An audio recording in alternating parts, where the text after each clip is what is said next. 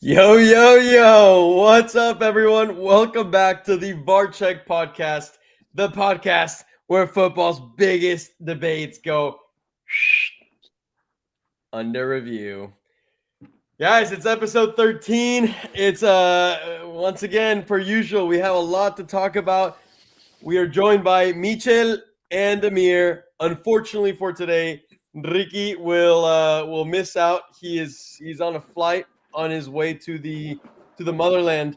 But as you guys are slowly joining in, please make sure you start dropping your comments in down below, letting us know where you're watching from, what your thoughts are on anything. And then this episode is special because we're going to be introducing towards the end of the episode, given that we still have time, an opening for all of you guys to put in any questions, like have a special conversation with you guys.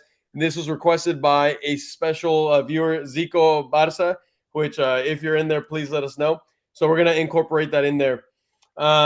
Without further ado, though, today's topics obviously include what happened for Madrid, what happened for Barça, the Champions League. We're going to review Matchday 6, as well as predict what's going to happen for the rest of the league phase, and then finish off, as usual, updating our power rankings. I got welcome in. Without further ado, though, Michel, Amirali, welcome in. Michel, how you doing? I'm good. I am recovering from being sick. I'm sure you can hear it in my voice. I hope I don't sneeze at some point in this podcast, but I got my mate right here to, cleanse my shit and, keep my voice nice and warm. But other than that, I'm good. I'm excited. We got lots to talk about tonight. Sad that Riquito can't be here, but I'm excited to hear from all the fans and from everybody who's been wanting to chat with us. I mean, you guys have been dropping comments, so I'm really excited to hear your guys' questions. It could be about football, it could be about one of us, it could be about anything, right? We're here to connect with you guys. So at the end of the day, I'm excited that we're gonna get that chance to connect. But lots to talk about, and I think it's gonna be a great episode. Let's get it.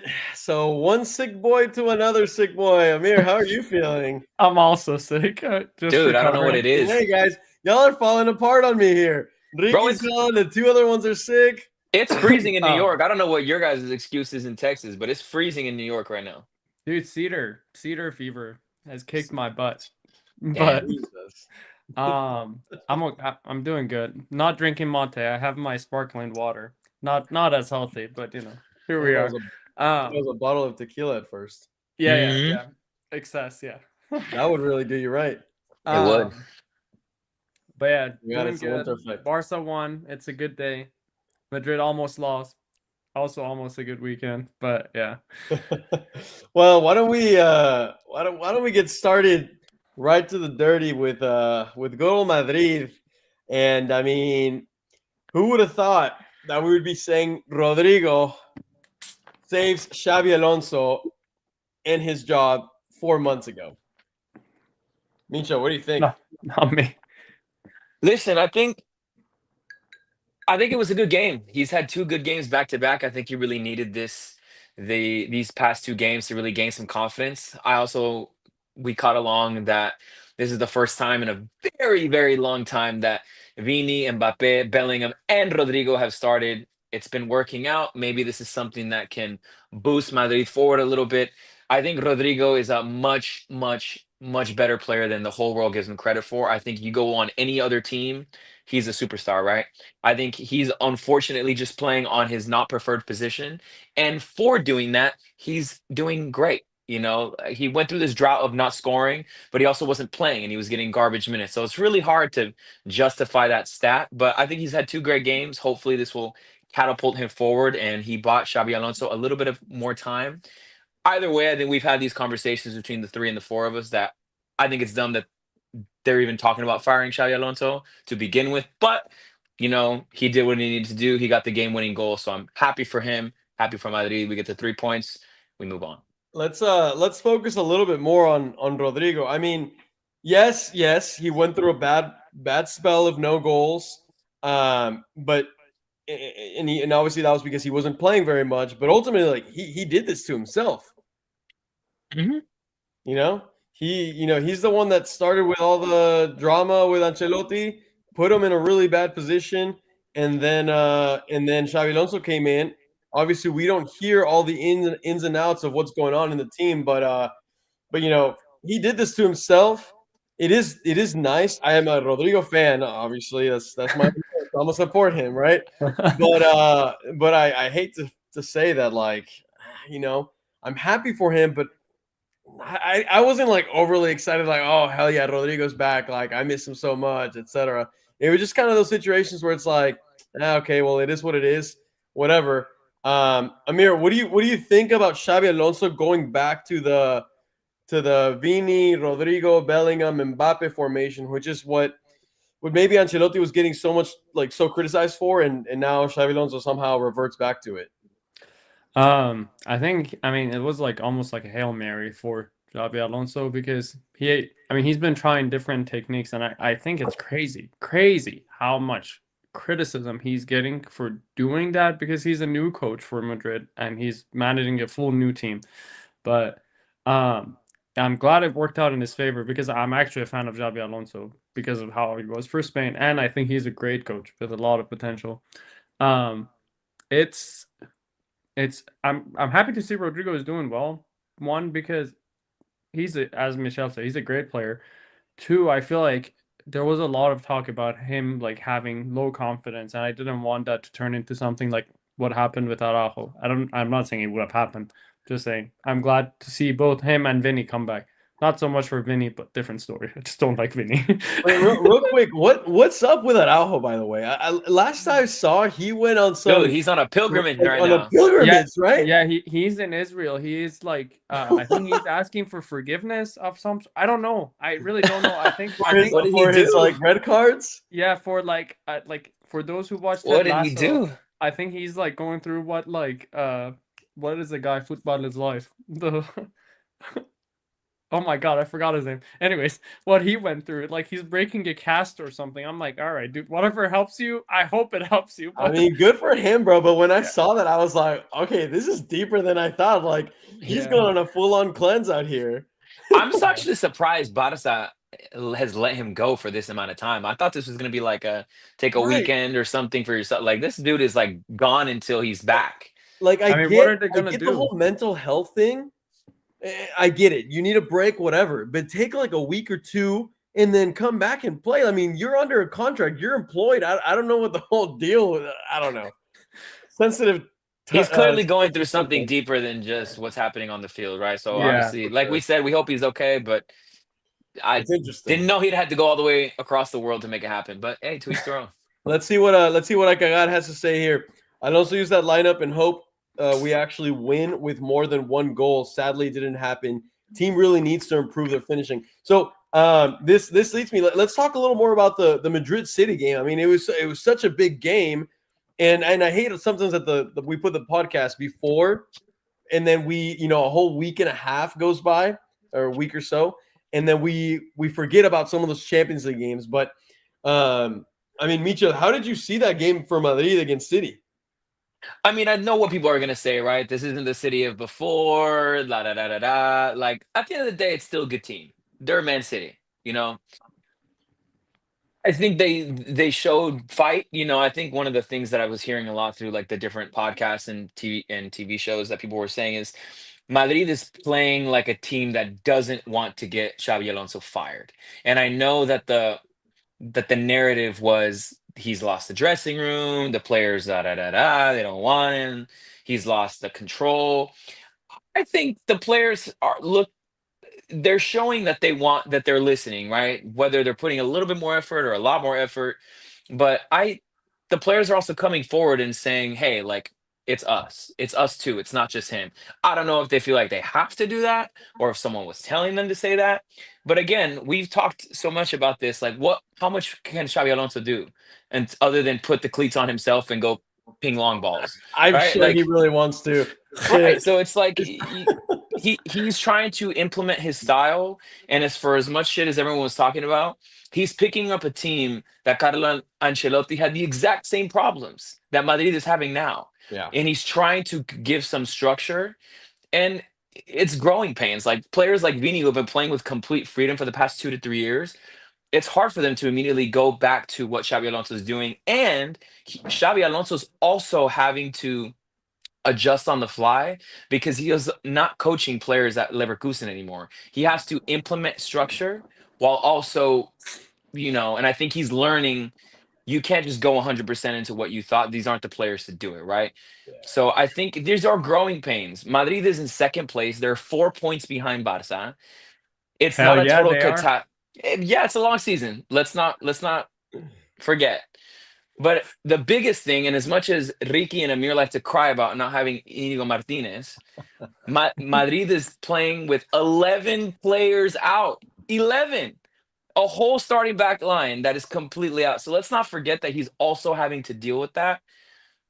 As much as you want to call it an we can cry excuse. about the fact that we don't have Modric anymore. We don't have Toni But I'm not Kroos even talking anymore. about them. Look at how much they've been. I mean, it's true. And not just them, but the whole Barca fan base crying about their back line and how much they don't have control because of one player. And we're missing several players. So let's not forget that piece too. You got to give him his time. It's a good result. He's got to continue to show up, right? But all this talk about get rid of him, like Man City's a good team. Rodrygo got his goal. It sucks that they didn't win, but they didn't get outplayed. Madrid has got to do way better in their finishing. It is what it is. They got to do what they're paid to do. I mean, y'all lost on a penalty, so it's like, how That's much can you like A stupid complain ass about? penalty, by the way. I mean, Rudiger, what the fuck was he doing? and again, mean, Rudiger okay, doesn't start for Rudiger- Madrid. It Unless, wasn't only you know? Rudiger that game that made some questionable choices, though. Y'all's defensive line was just messing with Holland, and For that's sure. that's a bad thing to do in general. For sure. But I don't know if you guys saw my video, but I was so pissed whenever the first goal happened. They put in that cross, and like Jude Bellingham just doesn't even Watched attempt it, to jump. Guardiola just Watched it. hops over him. Do I think Courtois could have done a little bit better in that off that header? Yeah, maybe. But ultimately, like to see Jude Bellingham just stand there, letting Guardiola jump over him when it's a game that means so much more. Personally, it irked me. It fucking frustrated me and pissed me off. And then I see Rudiger do the other thing, and within a matter of a few minutes, now we're losing a game that we were winning, and not just that, but we started off good. I was actually like, damn, like, are we actually taking it to City like this? Unlike what I initially expected would happen. But Yeah, one the thing fir- I hate. oh. Oh no, sorry, Amir. Go ahead. No, go ahead. I'll say it. No, I wasn't saying anything important. One thing that I hate about just the soccer world in general is a player can have a bad week or two, and then all of a sudden they lose complete faith in a player. Hoyson is supposed to be our starting center back, Militao, right? But let's forget about Militao. Hoyson, Yeah, I mean, that was done for him. right? He had. You don't have to forget; it's forgotten. No, I know. Long like, gone. Madrid needs someone who can have that strength in playing out of the back, like putting that pase en tres líneas. You know what I mean? Like being able to penetrate with one pass. That is what we've been missing. And he had some bad games, but the dude is like 22 years old. Like, let's not forget that these are like children per se of the game. Like they don't have 10 years of Yeah, but he's experience playing in for Madrid. That's No, I what know, it but comes with. that's part of the growing pains. Look at Cubarsí. How many times has Cubarsí fucked up for Barça? Yet they stayed with him. They're not benching him, Right, but I for don't making think anyone's mistakes. stealing Hoyson. No, but there was a couple weeks where they're like, "Oh my God, this and this and that." Like he's a great player who needs to play. Yeah. He needs to go through the growing pains. But the Madrid's biggest problem right now is their identity problem. Bellingham thinks he's a 10. Arda's trying to also be the 10. Oh, Vini let's talk about Arda. But like that's what I'm saying. I think the Madrid's biggest issue is these players are trying to be roles that they're not. Bellingham is a perfect example. I think Bellingham, because he scored so many goals in his first year, thinks in his mind, I am a 10. He's not. He's not. I think he's a really good 8. He's a really good 8 who can score when you need him to be, but he's not that creator that Modric was. We thought that Arda was going to be that. I don't know if he needs more time or if we need to go in a different direction. But what can we do? That's the problem of teams like Madrid and Barça that have so much like history behind them. I mean, how many times has Barça gone looking for their Xavi, their Iniesta, their Busquets, or whatever, all that stuff. We're always dwelling on almost like the past, like the players that we once had, and I feel like it almost shadows the players that are up and coming because they have this feeling, this pressure that they need to play like someone else did. So like Arda has always been compared to, or said as Modric's heir, etc. But Arda is a completely different player than Modric. I mean, they will never be anything alike.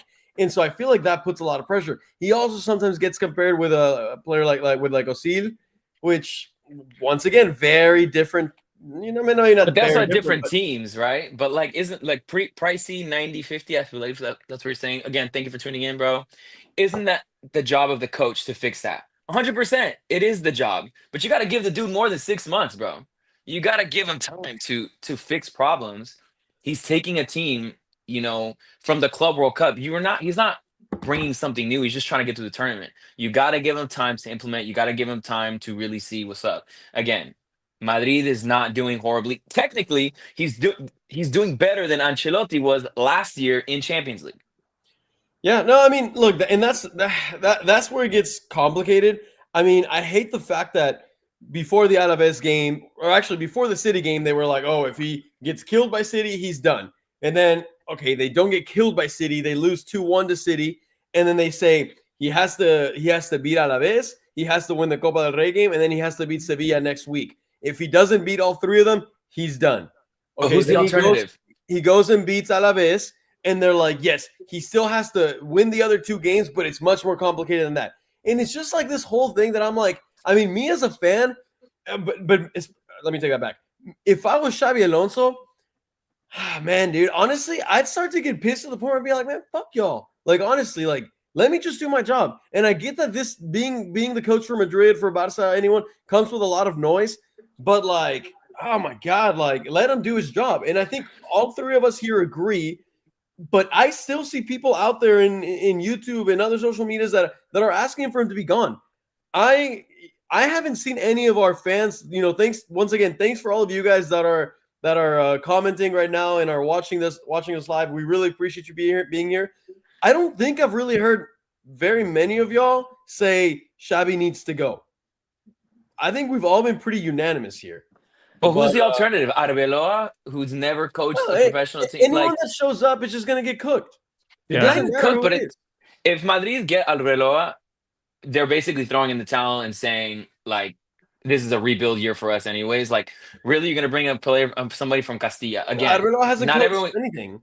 Right. So it's like we have already established that Xabi Alonso is not a bad coach. We already know that. You got to give him time. You got to let him get through the growing pains. Again, if Madrid was in 7th place, I'd be like, all right, like, there's some really bad things happening. They're in the top 8 or whatever. They're in the playoff where they don't have to do the play-in for Champions League right now. They're 2nd in the league behind Barça. They still have to play Barça again, which is 3 points up for grabs. And you're going to say Barça doesn't drop points between now and then. Like, people need to relax. They got to give Madrid time to gel. Yes, it was a really bad 9-game stretch, and he's got to prove himself, no doubt. But so do the players. As much as it's on the coach, it's up to the players to deliver, because there's so many opportunities where, like Amir said, Madrid's finishing has been atrocious in front of the goal. Like, he can't do anything about that. So I think we've all said the same thing. You got to give him time. I think the news people need to shut up about Xabi Alonso, give the dude some time, and see if he steps up. Same thing with the players. Regardless, this is going to be a never-ending conversation, I feel like, for the rest of the season. I guess my question for both of you guys is, does Xabi Alonso finish this season? And yes. I'm not saying should he. I'm not saying should he, because I know all of us think he should. But do y'all think he actually finishes the season out? Yes, because I don't think there's another alternative. No one's is breaking down the door to coach Madrid. And if you bring Arbeloa up, you're basically saying, hey, this year we're like, he's just stepping in until we find someone that we really want, and they're kind of just throwing away the season. So I think he finishes the year, and I think Madrid ends up from this point on having better games. They got to catch stride and they got to get fired, but he 100% finishes the league. And I think it would be a massive mistake on Madrid's end if they let him go. Amir, do you agree? He's going to finish out? I actually don't think, I mean, okay, based on like his tone, I don't know if y'all watched his last press conference. Like, he seems fed up. Like what did you? For sure. No, I give him every right to be fed up. I'm not saying why he was fed up. I'm just saying, like, he seems annoyed. And as much as I don't want him to leave, because I feel like it's going to be a different Madrid that, like, it will actually, like, make the El Clásicos better, and it will make the league better. And I think he might. I don't think he's going to see the end of the season based on how, like, it's so crazy to me that, like, as you all have said, like, we have a team that's second in La Liga, which is not the worst thing on planet Earth. It's not that crazy. It's like Barca and Madrid just Barca always. spends half the time there, right? Yeah, exactly. Yeah, it's half the time us, half the time you guys. Like, it's not like anybody else gets to that place. And then, like, Champions League, y'all are doing okay. It's not like Well, miserably yeah, exactly. bad. We're in the Like, top 8. We're yeah, doing better than we were last year. like, nothing is wrong. Like, you gotta, like, yeah, I don't know. I'm so Yeah. like annoyed by If you this take topic. away the drama with the Vini situation, I feel like none of these narratives happen. Like, it's maybe other things would happen, but if you take that away, like, what more can you say? Because it was all about losing the dressing room and how he can't control his players, right? Yeah. Now the players are giving him hugs. I think Xabi has also learned a little bit, like, hey, massage their egos just a little bit, like, make them love you. Yeah. Which, They were just yeah, I was gonna say, I feel like that's resolved now because, like, on the field at least, obviously we don't know the locker room, but like you see, like Mbappe and Vinny, like I feel like they're a lot closer than they were at the beginning of the season. Like how they celebrate together. I think the odd one out is still Bellingham. I don't know what is going on with him this season, but he's he's trying to and find all, his he's Yeah, trying to find his he does feel stride. like he's the one that's like on the outskirts. Like you don't really see him hugging all of right. his Like I don't know teammates if and it's like a being lovey-dovey language type. thing, if it's like a Spanish thing, but Mbappe Maybe like speaks could French. be, Like I don't know. but Um, Mbappe speaks really good Spanish. But you're right. okay. I feel like you might be right about like the fact that Jude is English. He has a little more trouble learning Spanish. I haven't heard him speak Spanish like a whole lot. It could play a role. And I I mean, they think said the Yeah. same thing with Bale back when he was there, right? And that's why they say a lot of English players don't do well in La Liga. Well, and well, I think it's Bellingham what speaks more Spanish than Bale did. But like I Well, think Bale spoke like well, right, nothing. Bale I and think Hazard were just cooked from the get-go once they got to Madrid. yeah, I know. I think Bellingham's frustration is less with the teammates and more with himself. Again, he hasn't been scoring the way he was. I think that takes an effect mentally. It has to. He was not at his best form at the end of the season last year. He got zero preseason because of his shoulder surgery. He had the Club World Cup. He's playing with discomfort. And again, I think it's an identity thing. I think he's trying to figure out where he plays into this team, and I don't think he really knows because we saw the quality against Alavés. That pass was brilliant. No, That was a I think great he's a pass. brilliant player. Don't get me wrong. I'm just saying, like, it just feels like he's left out for whatever reason. yeah, yeah. I, And again, yeah, who knows? And then Who my knows? last thing Who on the knows? Xabi yeah. Alonso thing before we cap it, he said something in the press conference where he goes, "Right now," or I'm paraphrasing, but like later down the line, we're gonna remember this was a bad moment, but like we're okay in the end. Like basically something like that. Like again, growing pains. Like let the dude do his job, and if it doesn't work out, let him go by the end of the season, go in a different direction. But Yeah. let No, him no, no. fucking do his job. I agree. I agree. I'm afraid that we're not going to hear the end of it for the rest of the season. Yeah. But anyways, let's move on to the other team. Amirali, your Barça. They keep winning. They had a tough game against Osasuna. That was a I difficult feel like game. they were playing really good. Osasuna was playing really good defense. But Zico, your man here, brought the main guy up, Raphinha. He pulled up, scored 2 goals. First one being minute 70, and I think all Madridistas that were following the game were like, "Could this be the game that Barca drops some points?" Yeah. And here goes Raphinha, who he isn't just back, but he's starting to find some form. I mean, what are your thoughts on that game? I thought Barca played well all around in general. Like you look at the final stats of the game, we had 24 shots on goal, or not on goal, sorry, 24 shots taken, 80% position, which is like a given for Barca. And like when you watch the game, like Barca. when you watch the game, I thought we played really well. The back line terrifies me. For whatever reason, the second we sub out Gerard Martin, I don't know what happens back there. It's chaos for like the first like 5 minutes of switching players, which is like adaptation. Araujo's not there. Well, he's We a need him back builder. ASAP. We as Madrid fans need him back ASAP. But yeah, I mean and also like we're talking about Raphinha, and I feel like we keep forgetting about. I mean, not forgetting, but it's not emphasized enough how important Pedri is and how fundamental Pedri is to everything that happens in this Barca team. I feel like his presence during that play that Raphinha scored on. he dragged 3 players in, and then Ferran Torres did a great run. And that pass, I thought it was brilliant, like the timing of that pass. Yeah, yeah, it was a good one So for sure. I mean, look, Barça right now, I think is finding their best form of the season so far. I'm yeah, curious to see if they're gonna hit an even better form, and I think for that they would have to just be a little more defensively sound, and I don't even know if I could say more clinical because I feel like they already are fairly clinical with whatever they create. But at the end of the day, all it comes down to is the big games, the big teams. right. And speaking of big game, they had the big game in the Champions League, which yes, they did pull out against Frankfurt 2-1.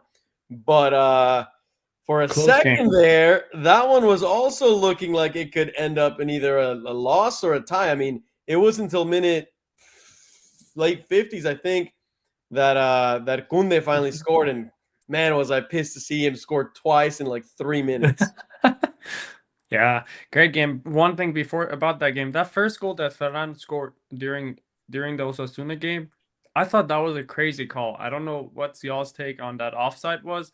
That was like 10 minutes in my head. Like I'm just like so much time had passed, and it's But like I mean, it was okay. So I agree that it was a little controversial yeah, because here's the thing: like it was still part of that same play, though. Now, if like Alavés would have attacked and then the yeah, ball would have come back, then at that point it's essentially a different play. But the goal does, they it was the corner kick, which is where the offsides happened. yeah. They put the ball in. There was a little passing there, and then the ball finally falls to Ferran, and that's when he scored it. I mean, I could see how it's annoying because honestly, if that happened to Madrid, I'd be kind of annoyed too. Right. But is it part of the same play? Technically, yeah. Barca decided to play it short rather than cross it. It's just part of that corner kick. I mean, I don't know what your thoughts are on that one. Same.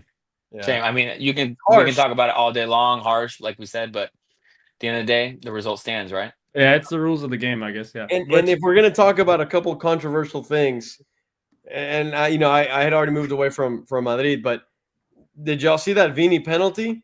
Bro, clear as day, bro. I mean, yes, he's looking for it, but every player looks for it. But that's what I'm saying. We're talking about the inconsistencies of Of VAR. VAR. Yeah. It's like every time it's like, oh well, he touched him, there's contact, but you gotta call it. And it's like, well, there's contact. Is he looking for it? Of course. Every player on the world in the world that goes into the box and gets touched is looking for it. You know what I mean? It's Yeah, like, but he gets clipped and there's contact. It's clear as day. I think it was one of those, like, I don't want to read too much into it because I know all the haters are going to be like, Madrid is bitching, but like, there's contact. He doesn't get the call, whatever. I think if it was any other player, that we would have gotten the call, but whatever. You keep proving on. Should have been 3-1 Madrid, but whatever. I mean, I think all that should have happened is they should have at least called the ref to Or see checked it. Yeah, exactly. That's it. Whether he ends up calling it or not, whatever. But if at least he goes and checks it, I think it's just we feel cheated when it's like, dude, like, especially whenever they were saying the whole thing that the VAR refs for that game were the ones that were crying for the Copa del Rey final, etc. It's kind of like, all right, there's something there. I'm not crazy to think there's something there. I don't know. But yeah, I thought Barca's first like 30 minutes against Frankfurt were atrocious, actually. Like not atrocious, but not the best Barca I have seen. But once again, we dominated position, which is like.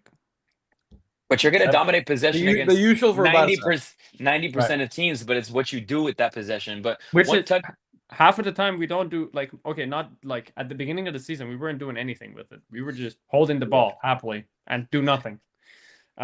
So talking about the Osasuna game, I think one thing that I've noticed and come to, I guess, appreciate, Lamine is your star boy, 100%. He's the one who's gonna create those magic moments. He's the one who all the cameras are following. But dude, Raphinha is the heart of your team, bro. Like you guys play with an extra spark when he's there. And I'm as a Madrid fan, and always wanting to play you guys at your best. I like seeing Raphinha there. He's annoying, but I think he's a great player and he gives that spark. So I'm happy that he's playing well. When we play you guys again, I hope, praying that both of our teams come in as strongest as we can Yeah. be, That way right? you can just say whoever wins is the better one. Actually, the better team. I don't want to hear any, but we were missing Mbappe. Yeah, we were missing Raphinha, Lamine, whatever. I want the best against the best. And hopefully we get that soon. I mean, we have the Super Cup coming up at some point, and that'll be a good tournament to see where both teams stand against each other. Also, can we just appreciate that Mbappe is still not slowing down?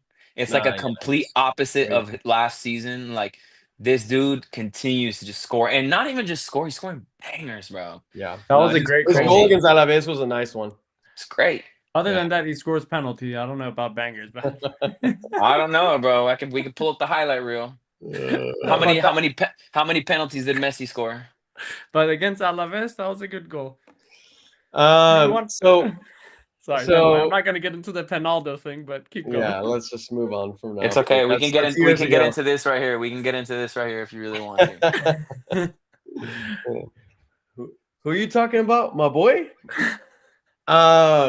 Okay, so let's before we move away from Barça and Madrid, I want to take this time. That we're kind of segueing into what's happened, but also a little bit of hypotheticals. Let's talk about who we think are the best three players we're gonna do it for Barça and for Madrid so far this season. Amir, I want you to name number one right now. For Barça or for Madrid? For Barça. Pedri. Pedri's having the best season out of any of the Barça players so far. Yeah. Okay. I mean, he's got a lot of hype. I think, and he's living up to it. So right, yeah. I do think whenever he was injured, Barça definitely suffered a little bit. I think he's definitely the best midfielder for Barça at the moment. I feel the Young's almost been like we forget about him now. Negligible. Yeah. Yeah. It's just, I mean, I have such a soft spot for Pedri because of, once again, I'm doing what we just said, but because of Iniesta and who's like my idol of like growing up. So I don't know, maybe that's what it is, but he's like a combination of all the players that I've always loved watching. So yeah, maybe that's why I just overhype him. And guys, for Barça Cico, Pricey, Ikagar, whoever's listening right now, make sure you participate in this too. Okay, this is for all of us to discuss. Michel, I want to hear who you would put as number 2 for Barça this season. I mean, I guess you could say Lamine, right? Because again, Lamine is that player that can provide that bit of magic when nobody else can. It's a toss between Lamine and Raphinha. I think. But Raphina's barely getting back into the season. No, I know. But again, season, maybe. I think he's an extremely important player for them, right? So I mean, my number 2 is gonna be Lamine because I think, like I said, he's always gonna. Other than against Madrid, he usually shows up. But this guy. I mean, he is who he is, no cap. So Lamine is the second there. Who's your third, Rox? So I would put Chesney. Hold on, I would put Ferran. I agree. I think he's having a good moment right now. Has subbed in for Lewandowski's absence at the beginning, his injuries phenomenally. And then not just that, but even when Lewandowski's returned, he's almost made Lewandowski feel like he's just another player in the team. But Ferran actually has been scoring a little more. I feel like every time I see Ferran play, I see him out there celebrating. And I know I see him celebrating because I look at his damn new haircut and it just looks so weird on him, dude. Like I'm just used to the Ferran with the fade and stuff. And he just kind of grown his hair out, and I always feel like it looks so odd. Hippie Ferran. So there you go. Yeah. So let's see what some of the people commenting are saying. Obviously, we have our top 3 right here. Let's see. Fadza, Pedri, Lamine, and Cule. Kunde's having a good season. You know, you were coming off that game where he just scored 2 goals, but he has been a rock in defense. I think we barely see him mess up. I think if we had to pick a defender, a midfielder, and a attacker, this is very easily it right here. I still feel like personally, I still feel like Ferran is having a better season than Lamine. I think was Lamine gonna is say, I better. don't know if I would put Lamine in the top 3 personally, but that's just me. Yeah. Oh, I thought this was top 3. I was like, oh, I'm dead. the ones that don't play, we love those guys. Eddie Garcia. Okay, I don't know if I'd put Eddie Garcia as in the top 3, but I think he's actually having a really good season, and I like that he's almost like evolved his position into like this center defensive mid role where Hansi Flick has been playing him, so he Yeah. can get a little more minutes. I don't know what y'all's thoughts are on that. I think technically he's dog shit compared to Frankie De Jong. Like on Well, the yeah, ball, but like, come on, he's bro. trash. But the amount of effort He he doesn't puts have the in- touch that the Young's gonna have, but maybe he Yeah. brings other qualities that the Young doesn't. Oh, for sure, yeah. Qualities like chasing the ball and defending with his heart. Like, yeah, for sure. I'm thrilled to see Eric Garcia. When is Gavi gonna come back, bro? I feel like that's like a player for you guys that just gets hurt and hurt and hurt. And has I a lot feel of like potential. Gavi's season might be cooked. Yeah. I think I think him at Barça might be cooked. Okay, that's a stretch, but Bro, he's but- he's always hurt. I think I agree with Michel on this one. I think Bro, I Gavi's think he's a career at great Barca's player. done. He's a great player and he plays with a lot of heart when he's Yeah. healthy, but can the dude stay healthy? It's the same problem with Bale, right? He To was be an fair, amazing he is player, really but Bale was young. always hurt. We forget that this guy's, I don't know how old he is, But he's not he might be spraining his 20 right ankle, now. bro. He's tearing fucking muscle. Like Yeah, it's well, he tore his these aren't ACL and then simple those injuries. muscles. I know. I mean, it's gonna be tough. I got getting some heat right here. Oh, look, that's an interesting one, Martin. Martin, yeah. I was gonna say you were all up on Gerard Martin for a minute there. Where's he at? I'm still on him. You're still riding him? I'm still going. Gavi's 21, by the way. Okay. For your question. Don't matter, bro. Those injuries are bad.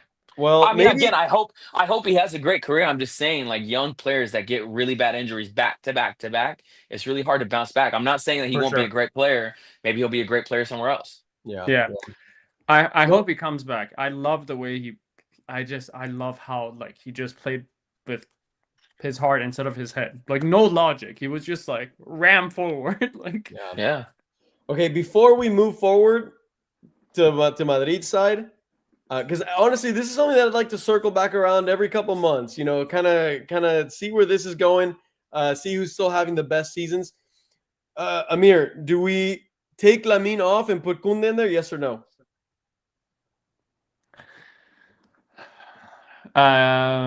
Okay, so the only issue I have with Kunde is that when he messes up, It's bad.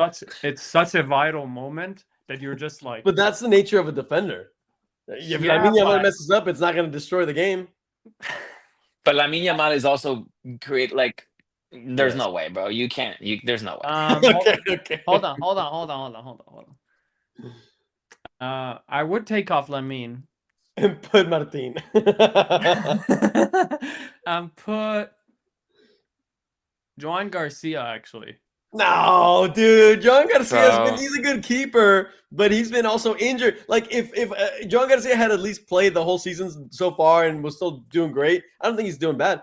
Then maybe, but like he's even been injured for months. And I think Chesney we're already had to stretching play. by taking Lamine off. Remember that beautiful, the beautiful goal he had in the Champions League, bro. There's no one else on Barca who does things like that, bro. There's no way. Thank you. Like, okay, I don't Yeah, know but why people.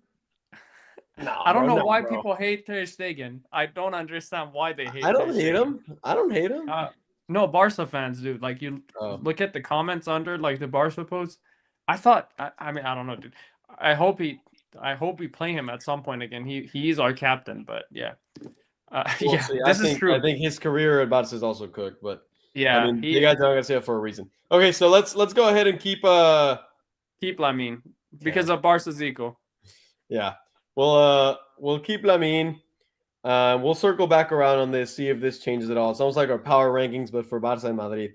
So with that being said, Amir, we're gonna start with you again. Okay.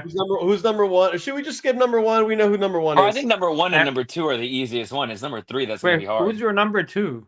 Courtois. Yeah, Courtois? Okay. I was gonna put Courtois as 1 Yeah. without No any Oh, way, no, bro. dude, no, way. no. No way, bro. Mbappe Get outta here! Ballon d'Oro season, bro. No way. I removed him. We're good. I'm dead. So not even up for debate. 1 and 2 is not up for debate. the guy in the middle is returning with this type of comments. Yeah, I know. Mbappe number 1 So Mbappe's for number obvious 1. reasons. I do Courtois agree with number 2 Courtois. for obvious reasons. Number 3 is the only one that we can say is up for debate. All right, everyone, I want to hear in the comments who your number 3 is. And Amir, I want to hear who your number 3 would be. This one's hard. I'm not gonna lie. I will tell you, I right away disagree with Jude Bellingham being on here. No, Yeah, no not way. Jude. Not Jude Jude. Bellingham cannot be in this list. I want to say Militao, but he hasn't had a big enough sample size to I do love it. Militao's season. But I he just hate hasn't the had fact a- that he's done. He hasn't had a big enough sample size. Honestly, like I'm not gonna say Vini, although he's had good moments. You can't say Rodrygo. No. You can't say No. Arda. I like- would not put Arda Güler. I think he's Honestly? gone. This past 2 months, Arda Güler is like a fucking ghost. Franco. Nah. He's I had, like Carreras. Like he's got Carreras potential, is but he's not also the third. Honestly, he's had a good season so far. Yes, he's had his moments. Carreras, bro. Carreras, yeah, see him. I think Carreras he's stepped up in big games. He's not afraid of the moment. Let's not forget this is his first season at Madrid. With Madrid and Barça, it always takes players a minute to adjust to playing for the badge. I think he's done a great job. And he's gonna fuck up, he's gonna make mistakes. He's still young too. But going from Benfica to Madrid, it's a big step. And I think he's come up in big places. Again, I agree. If Militao's continued his playing, I think it would be him, but he's hurt, so Which is you crazy can't- because I would have never thought we'd be here, like like a little over a third, maybe a third of the season in, saying that Militao was going to be, our top 3 players. Such a damn shame that he got injured. Yeah. I mean, aside from that, Tchouaméni's playing a solid season, but No. I would have, but I wouldn't put him as top 3. I mean, Thank you. Let me Nah. finish. I do like the Carrera shout. Who else could it be? It's I don't think it could be anybody I else. mean, Nobody else is. we could go down. Okay, yes, is Vini having a not? I mean, he's not having a great season compared to what we saw from him before, but he's still not having a bad season. He's still scoring. Right, but that's not the question. Who's not having a bad season? Or who's having a decent season? Like for the standard that we hold Vini to, he's not playing up to par. And I think Carreras has risen the bar. Yeah. And he's played better than we all thought. I think he was gonna play. Again, he's gonna make mistakes, just like you said for Koundé. When you're a defender, you make a mistake, you're gonna get the backlash. But Carreras has played excellent. So I think interesting that people are putting Courtois first. I get it, but there's no way that where are all the goals coming from if it's not from Mbappe, right? The dude is scoring at a clip that's incredible. In my opinion, he's a front runner for Ballon d'Oro. I think he's the best player in the world right now. I'm not just saying that because Wait, who? Mbappe, Oh. bro, he's playing at such a high level more than anybody else. Like, there's no way. Yeah, And he's not just scoring. And he's not just scoring in La Liga. He's scoring in Champions League. right. I mean, he's the top scorer in the Champions League by 3 goals. He's got 9. And in La Liga. Haaland's got 6, and in La Liga, of course, yeah. No, I mean, like, okay, guys, come on. I don't actually think Vini's top 3. I just like to throw out, get the combo going, out here. I think Valverde could also be up there. I didn't like the start to his season. I But feel again, like he's not maybe playing the playing position more- he wants to play. And he's been playing Right. right back most of the season. Like, That's what I'm can saying. we do? Like he's y'all's like utility tool that like he's being used. He's a tool? What just happened? Oh, shoot. Why Yeah, did you remove me? I suddenly removed you again. Damn. That's Damn. the second. And he was Amir, actually shut making up. sense I'm this kidding. time. I'm He leaving. was making sense this time. He was making sense this time. Oh, But again, I don't think Oh. Valverde is having a top 3 player season. I think we have it correct. Michel, answer this comment. I don't know what to say with Bellingham. He's literally cooking our whole midfield. He can create, defend. Listen, again, I'm not saying he's not an essential part of our team. I think Bellingham is struggling right now with an identity where he doesn't really know where he fits in. Like there are some games where it looks like he's doing a lot, but what is he actually doing? Not And then a there's damn thing. and then there's games like Alavés where he puts in a beautiful through ball and it leads to the goal. Again, I think Bellingham is trying to figure out, and Xabi Alonso is trying to figure out the best place to use him. Do I think Bellingham has the potential to be that player? Of course, we know the caliber of player he is, but this season, I don't think he's playing to that level yet. I think he can get there, but he's not having a better season than Mbappe. He's not having a better season than Courtois. And as far as standards go, he's not having a better season than Carreras. Is he a better player than Carreras? Of Sure. course. Yeah. But that's not what we're saying. But again, Bellingham is not performing to the clip that we expect him to. And I'm not blaming him. He's coming back from surgery. He didn't have a preseason. Like, he's gonna get there. But Bellingham shows a lot of in a lot of games he does a lot of looking busy, which is good. At least he's trying, right? But he's not executing in the final third, which is what we need, right? So again, great place for him in the Alavés. Hopefully he continues to go up from here. So hopefully we see more of Jude. It's too early of him coming back to decide that. I agree with him. He's a top player, but not this season. So let's move on to the next section. And while yes, we're going to circle back around to the Champions League in a different way, we're actually going to move on to the power rankings, because I want to kind of combine the Champions League results and then also this past weekend results as we start to make any changes to the power rankings. Let's start with with Madrid City. Obviously, Madrid lost to City at home, which justifies why we have City in the 6th position. But here's the next one. Liverpool beats Inter Milan. Liverpool, I am the team so that happy. all of you guys wanted to, So not maybe happy. not all of you guys, but a lot of you wanted to throw out of the top 10, but I had to defend them, and here they are backing me up. Liverpool is better than Inter Milan. I don't care that they're having a worse season than Premier League. I think they're still better than Inter Milan. While you're at it, let's throw Chelsea out to the trash also. So, I mean, you can move him up. I think I would. This is what I would do. Barça top 4 is a stretch. I saw that comment. Barça top 4 is a stretch. I would put Atletico. Can you put the table up, Rox? The Champions League table? And don't remove me, please. I want to put Atletico at 8th, Liverpool at 9th. Oh, that's still tough. I would leave Atletico. I would put Liverpool at 8, Milan at 10. And then we can figure out the rest after that. So let's see. Atletico played against PSV away, won 3-2, but almost got tied up in the end. And they got the W. Atletico had the head-to-head win against Inter Milan, so for that reason, maybe we can actually push up Atletico. Yes, I know Atletico had that bad week. About a week and a half ago, where they lost to Barça, then they lost another game. So that's why we ended up putting them back. I think ultimately they're all like right there. Liverpool did win this weekend, and funny enough, Salah came back and assisted. So I'm gonna throw it up to the chat. I want to hear you guys' thoughts. We're in a bit of a pickle here, trying to decide what these final 3 spots, the right order for them. Michel, give me the way that you would set it up right now. I mean, I agree with you. I think you move Inter down to 10, put Liverpool at 8. Atletico can continue to prove themselves. I think that's the easy one. I think, PSG, Chelsea, Barça, like we see what's going on with that. I don't think we do a lot of movement. There's not a whole lot of craziness. I feel like it was just more in the back end of our power rankings that we had. Because there wasn't that many crazy games. The biggest game of the week was Man City Madrid. Man City won the head-to-head. We leave them there. Madrid's got to continue to prove themselves. I don't think we do that much changing. Yeah. I think I would love to see a Barça City. I think it'd be amazing. Let's see. Barça Cico saying Liverpool and then Inter. I don't know where Atletico would fall in that, but obviously we have Atletico right in between the two.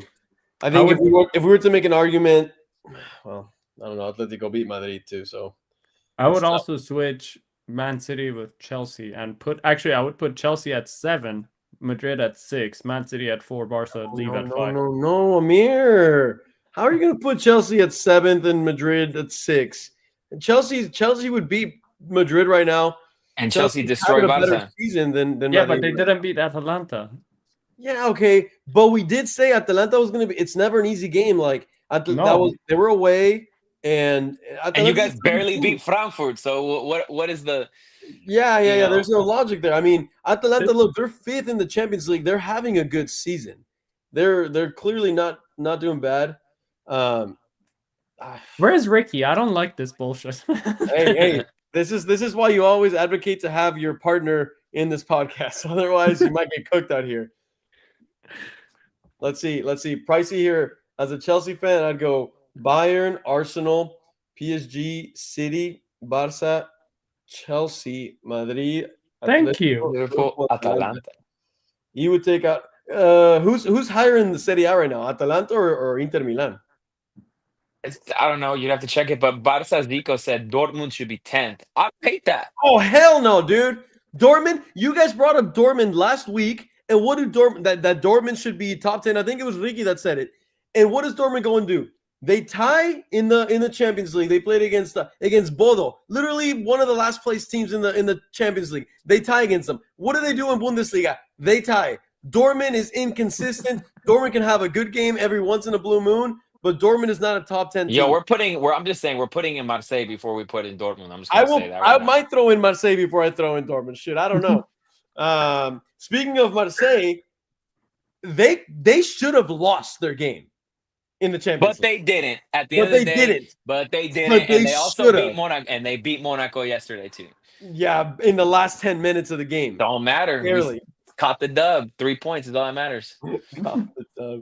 I mean, Saint-Gilloise, they should have beat them by a lot more, and they should. And then okay, and Barca should have beat Frankfurt 4-1, but they didn't, right? So it's football. It happens. Yeah, I agree with that guy. We won a Barca versus Marseille. That'd be dope, and I can't wait. Sick. It would be honestly, sick. I would have more fun watching it against Madrid. Nah, that's just me. We already saw Marseille against Madrid this season. Madrid won. One more time. One more time. Hey, are you scared of Marseille? I think I was gonna say I think you're scared of Marseille. Yeah, bro. are you scared of Marseille? Am I sensing a little fear? I mean, shit. You never know what Barca's gonna show up. This is to be masterclass. Yo, yeah. Honestly, and again, I hope that Alonso stays with Madrid, right? But if he doesn't, bro, I would love to see the Serie at Madrid. I would love to see that. It could be a good shout. And just culture shock everybody. Who knows if it'll work? But one day I hope he coaches Madrid if Alonso decides to leave the club or if if it doesn't work out. But I think we keep the table the way it is right now. Yeah. I will say, though, I did like the Atalanta shout. I think if Atalanta finishes ahead of Inter in the Champions League by the end of it, I'd be open to tossing them up there, especially if they're also kind of staying head to head in Serie A, above, below. I think that could be a good shout. Napoli's playing really well too. Oh no, they're not, bro. No, I'm not talking about in the league. They're in first place. Bro, but Napoli lost in the league this weekend. Napoli lost in the Champions League this week. Yeah, no, I'm just saying in general they're playing well. Get them out of here. Remove them. Season. I'm not saying to put them in the top 10. I'm just giving them a shout. Let's see. But to defend Chelsea, I can do the whole Caicedo and Palmer have not been there since Barca fan kept mentioning the guy in the middle. That's true. Pedri, both are back for Chelsea from now on. And you guys lost against Chelsea without Cole Palmer, and he's a big part of their team. Now listen, guys. I'm gonna defend Chelsea here. Chelsea is ahead of Barca. Again, I don't think we do any more movement. Of course you are. I don't think we do any more movement. I agree. I will keep it like this. But with that being said, the final segment that I wanted to do is essentially doing like our own internal prediction of how the Champions League the league phase is gonna end out. So, Michel, I know you don't have your phone with you, but Amir, you have your phone. I want you to pull up whatever app you use, OneFootball or whatever you use. I don't have my phone actually, but I'll pull up. Or just Didn't go you to have two phones? What is going on? I'm on my laptop. Right. You have two phones that you have none? The hell? And so what we're essentially gonna do is try to predict where everyone's gonna finish. We're gonna start off with Arsenal since they're first place right now. So Arsenal plays against Inter Milan away next, and then their last game is against Kairat at home. Okay, I think we can agree that they should be beating Kairat. we should be saying that they're going to beat Inter Milan too, but that could be a tricky one. Maybe they walk out with 4 points and not 6 points out of these last 2 games. Maybe. And their form has, maybe been a little bit questionable the past. And I think week. they're going to start to really focus on the league too because they feel Man City breathing down their necks. Maybe. So let's, they've won every game. It's very rare for a team to win every single game in the, in the league. And, I know the league phase is new, but it's still very rare to win almost every game. Let's say they tie against Inter Milan. So that would put Arsenal at 22 points. So I'm going to toss this up like this. Arsenal at 22 points. And next we're going to focus on Bayern. And I want to hear from you guys down in the comments too. So here, Pricey said 4 points. They don't need 6. That's the thing. I mean, I guess you're right, but okay, yeah. That's true. Arsenal 6 out of 6. We'll see. So ultimately, Arsenal has the best shot at winning this thing. Let's focus on Bayern. Who do they play next? PSV. Bayern, Are you doing this for all 10 teams? No, we're just gonna do it for the top 8. Who's gonna finish top 8 and make like our final prediction there. Okay, so Bayern has PSV, and then who else? No, wait. No, they have. So they have Saint-Gilloise. Union Saint Berlin. Saint-Gilloise. Say it, Amir. Saint-Gilloise. There you go. At home in Germany. And then PSV. Sorry. PSV's away? Yeah, they are away. Yep. PSV's been tricky, but honestly, I'd give them the 6 points. Yep.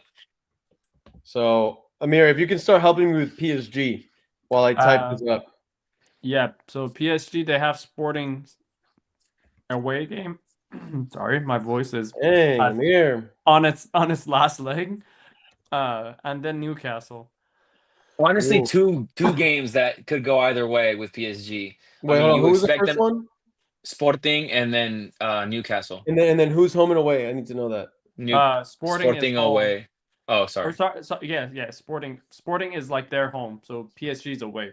Okay. That's tricky. And then Newcastle in Paris. Obviously, on paper they take the 6 points, but with both of those teams, anything can happen. Yeah, I mean, they definitely could and should be winning both. Oof. I don't see them losing any of them, but I could see potentially tying to either of them.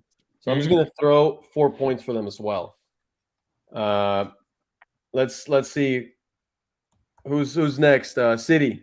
Bordeaux, or whatever the hell you say that name. Bordeaux. And then their next game is. And say who's home and away. That game is away for. Do we need the answer to that one? No. Okay, well, who's the next one? Just for future ones. Galatasaray at home, but that's a tricky one. I think we give them the 6 points, but that could be a tricky one. Galatasaray could be tricky. They've lost their past couple games, but they did have like a really good start to the Champions League. Yeah. I think you give them the 6, but I think I'm going to give them 6, though. Yeah, I think I'm going to give them the 6 regardless. So City with 6 would finish at 19 points, meaning they'd finish ahead of PSG. Okay. Let's see. 19. PSG is now 4th. Okay. Let's see. Atalanta, who do they have? Atletico Bilbao in Italy. Okay. Should win that one or at least tie. They could tie it, though. They could tie it. Okay. Bilbao just had such a bad season this year, bro. I know. But then they just tied against PSG, so it's like they are not bad, but away they could suck. And then the next game for Atalanta is Union Saint-Gilloise.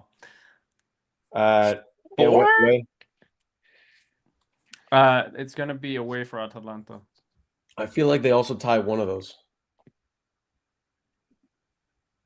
Yeah, they could tie one of those. So I give them maybe 4 points. I think they're gonna beat Gilloise, but I don't know if they're gonna beat Saint-Gilloise.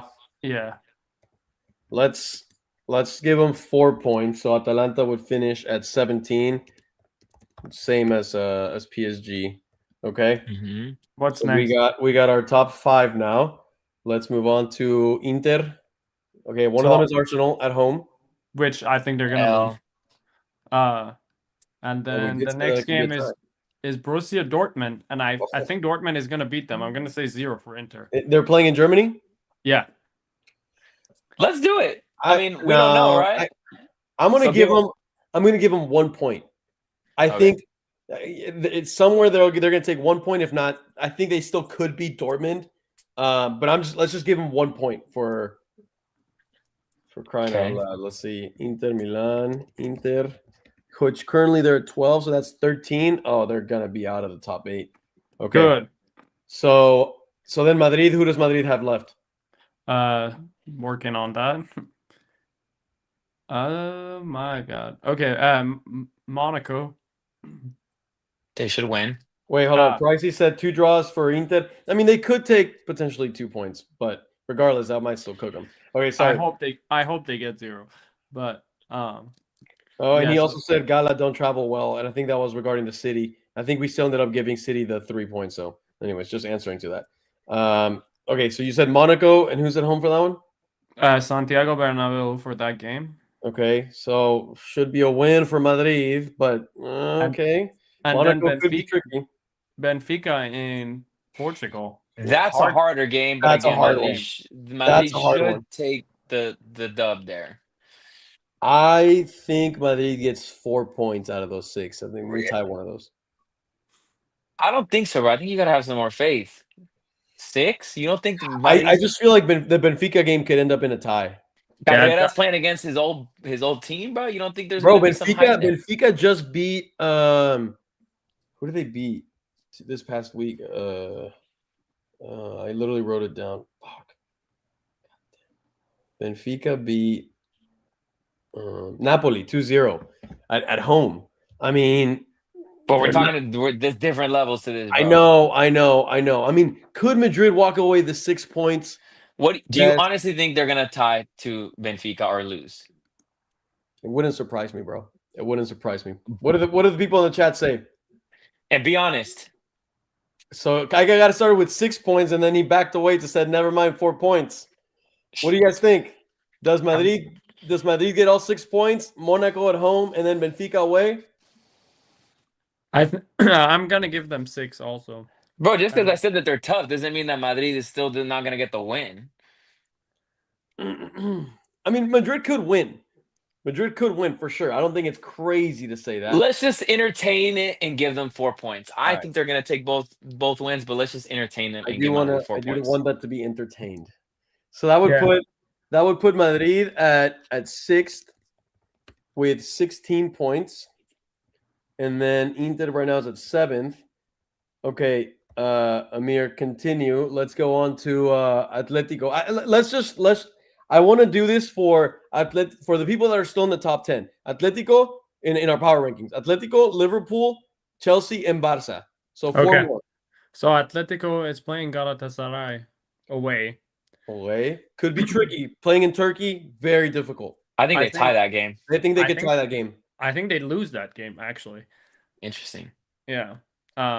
Just because it's an away game. If it was in Spain, I think they would win. But I think the stadium might get to them.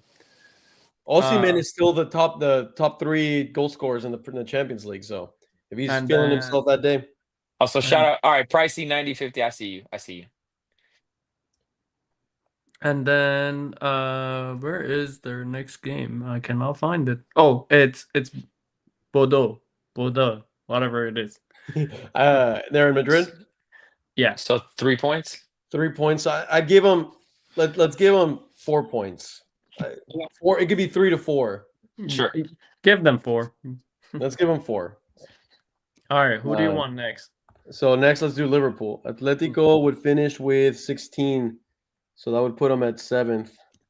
Oh, this one is gonna be juicy. Marseille versus Liverpool in France. Wow. So that's an easy 3 points for Liverpool. I'm dead. I mean, on paper you would think, right? But you never know.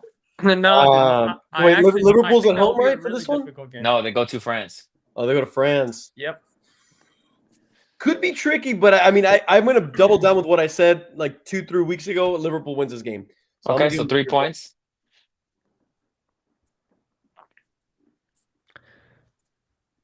Marseille will draw. That's my boy, bro. Barça Zico, let's go. Yeah. Sheesh.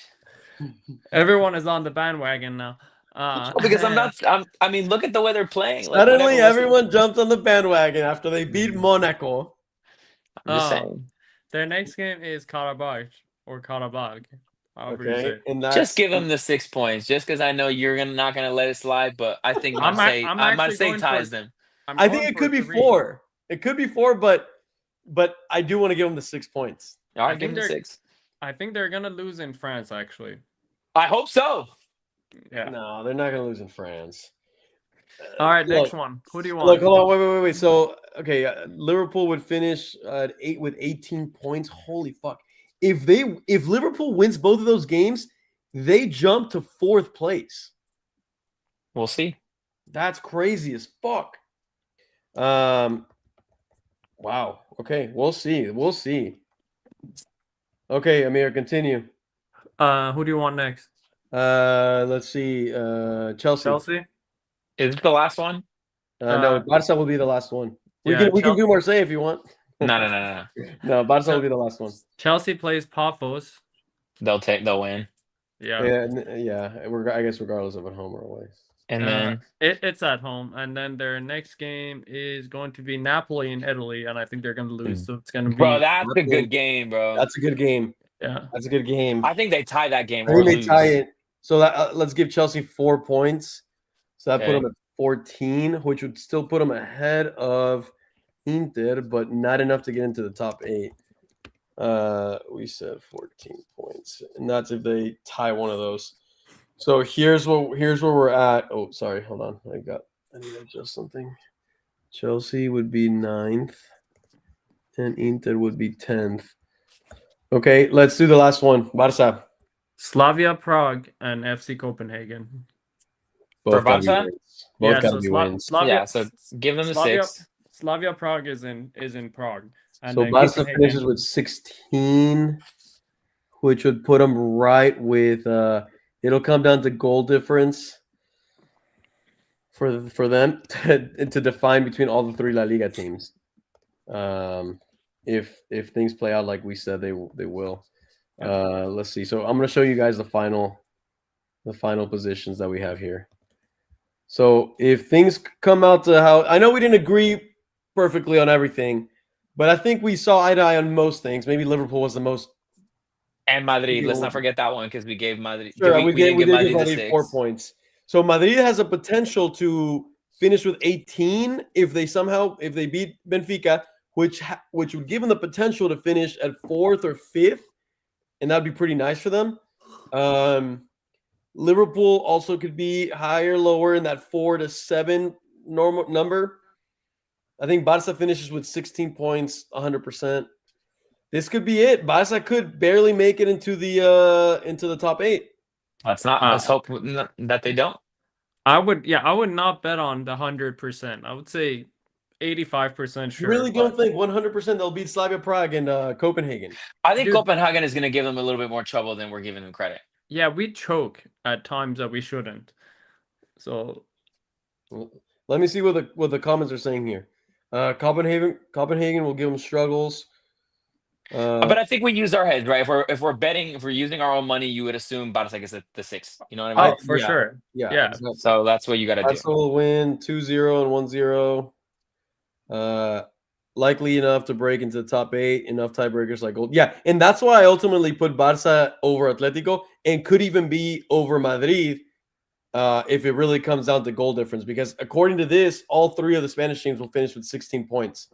Well, yeah, and if we end up having one of like let's say these 2 games, we end up having one of those games that we just scored like 6 goals randomly, it could be beneficial for Barca.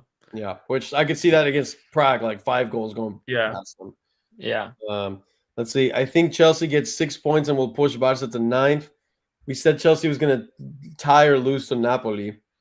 I mean, we'll see. They have the harder games compared to Barca. We'll see. Can it happen? None of this is impossible, right? We're talking about like the best teams in Europe, they can beat them. But I think we leave it like this and we go to our last segment because I'm itching to hear what the people have to say, especially Barca Zico for the great idea.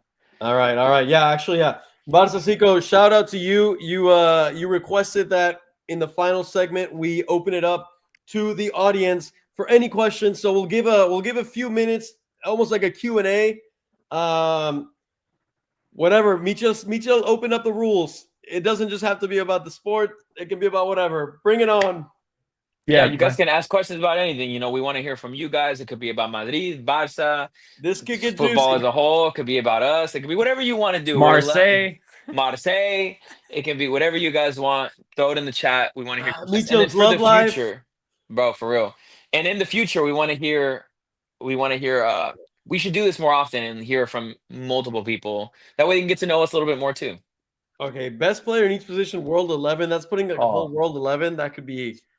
That's like a whole segment there. I think that's a whole segment. Maybe I take ideas from you guys for special segments like this one, because that would be that's like a 10 to 15-minute response. Why don't we say striker, midfield, defender, keeper? Okay. And are we talking about like right now or like goalkeeper? Courtois. Okay, let's do right now. I'm guessing that he means like this year. Okay, fine. Well, like Micho said, right now. Okay, goalkeeper. I'm Courtois. Yeah. Courtois. Defenders. Yeah. Defender. I'm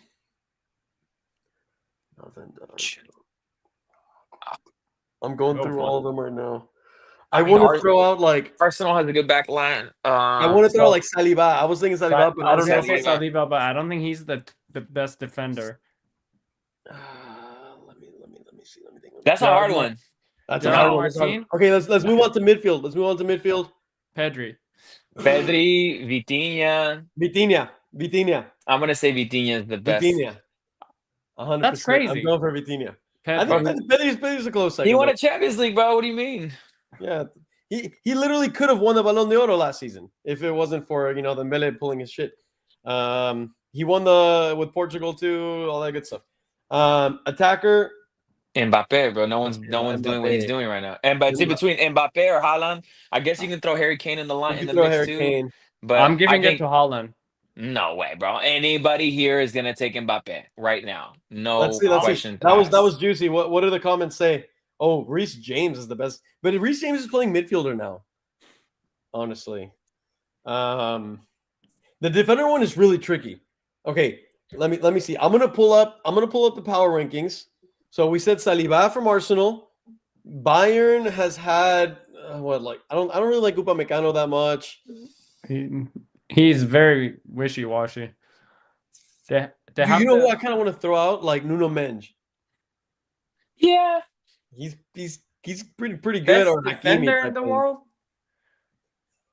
I mean, are we thinking just center backs? That's where it gets tricky. Well, no, but like somebody. Let's throw our answer. Let's not elongate this and turn it into a whole segment. We're gonna get through the other, questions too. But like, we can also leave that up for debate too. All right, Barca Zico asked, "Who is your top player so far in the Champions League?" It's easy for me. I want to go Mbappe because he's top scorer, 9 goals, been scoring left and right. But Harry Kane. Harry Kane's been good. I'm thinking Arsenal, and I'm thinking Madueke?